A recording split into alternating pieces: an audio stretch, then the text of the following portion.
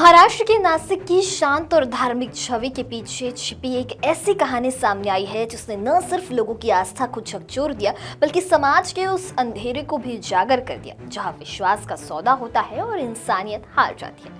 यह कहानी है 67 साल के उस शख्स की जिसे लोग गुरु, ज्योतिषी और आध्यात्मिक मार्गदर्शक मानते थे, लेकिन हकीकत में वो एक ऐसा खिलाड़ी निकला जिसने तंत्र मंत्र, ग्रहण, नक्षत्र और डर का ऐसा जाल बुना कि उसमें फंसकर कई जिंदगियां तबाह हो गई। यह कहानी है अशोक खरात उर्फ कैप्टन खरात की।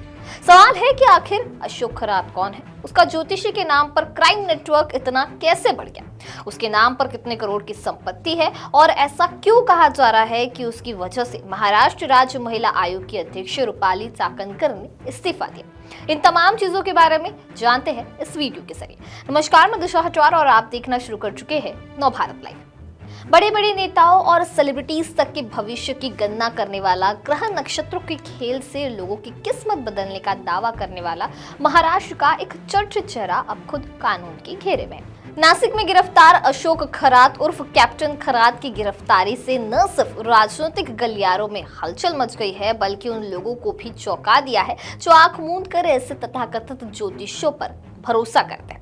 बात करें अशोक खरात की तो अशोक नासिक के सिनार शहर का रहने वाला है। वो पहले मर्चेंट नेवी में था, आगे उसने न्यूमरोलॉजिस्ट यानी बतौर अंकशास्त्री अपनी पहचान बनाई। इस दौरान उसकी पहचान कुछ राजनेताओं, कारोबारियों और मशहूर हस्तियों से है। आगे चलकर अशोक खुद को एक ज्योतिष बताने लगा।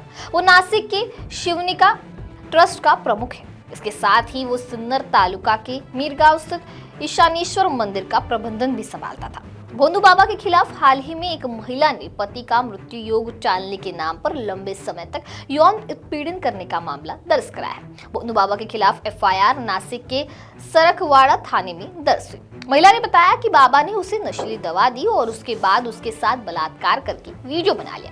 शादी के बाद उसके साथ शुरू हुआ यौन उत्पीड़न का गंदा खेल करीब 3 साल तक चला।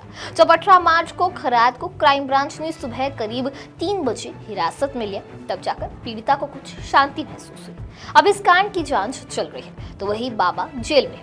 अशोक खरात का नासिक के ही कैनाडा कॉर्नर में ऑफिस है। पुलिस ने इस ऑफिस पर भी छापा मारा। Ox property dealer and developer के नाम से पहचाने जाने वाले खरात के ऑफिस पर छापेमारी के दौरान पुलिस ने एक पेन ड्राइव जब्त की जिसमें 58 अश्लील वीडियो क्लिपिंग थी। जांच के दौरान उसके ऑफिस का एक सीसीटीवी वीडियो भी सामने आया जिसमें अशोक कथित तौर पर एक महिला के साथ शारीरिक संबंध बनाने से पहले कुछ संदिग्ध रस्में निभाते हुए दिख रहा है। पुलिस इस फुटेज की असलियत की भी जांच कर रही है। एसआईटी के अधिकारी जल्द ही इस मामले की रिपोर्ट सरकार को सौंपेंगे।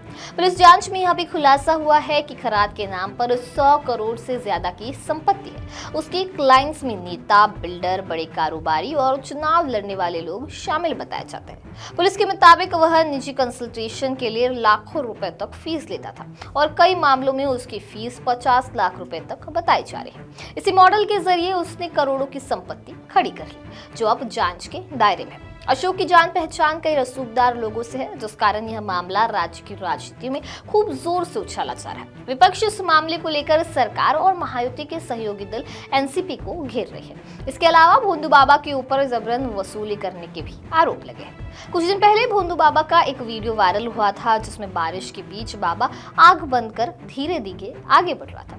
बाबा को भीगने से बचाने के लिए महाराष्ट्र राज्य महिला आयोग की चेयरपर्सन रूपाली चाकणकर छाता लिए चल रही थी, जिसके बाद रूपाली चाकणकर इस मामले में फंसी नजर आई। इसी के तहत रूपाली चाकणकर ने शुक्रवार को महाराष्ट्र राज्य महिला आयोग की अध्यक्ष पद से इस्तीफा दे दिया। मुख्यमंत्री देवेंद्र फडणवीस के निर्देश के बाद उन्होंने उप मुख्यमंत्री सुनेत्रा पवार से उनके सरकारी आवास देवगिरी पर मुलाकात की और उसके कुछ ही देर बाद अपना इस्तीफा सौंप दिया। इससे पहले सीएम फडणवीस ने उन्हें अपने आवास वर्षा पर बुलाया था और उन्हें तुरंत पद छोड़ने का निर्देश दिया था।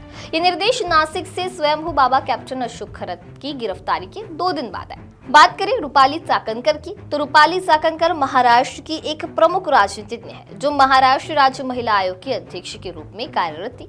वह राष्ट्रवादी कांग्रेस पार्टी की एक प्रमुख नेता भी है। रूपाली चाकणकर को 2021 में महिला सशक्तिकरण संगठन की अध्यक्ष नियुक्त किया गया जहां वह महाराष्ट्र भर में महिलाओं की सुरक्षा और सशक्तिकरण की देखरेख करती है। वह एनसीपी की महिला विंग की अध्यक्ष भी है और रूपाली चाकणकर भोंदू बाबा अशोक खरात की श्री शिवनिका संस्था मीरगांव में सदस्य भी है।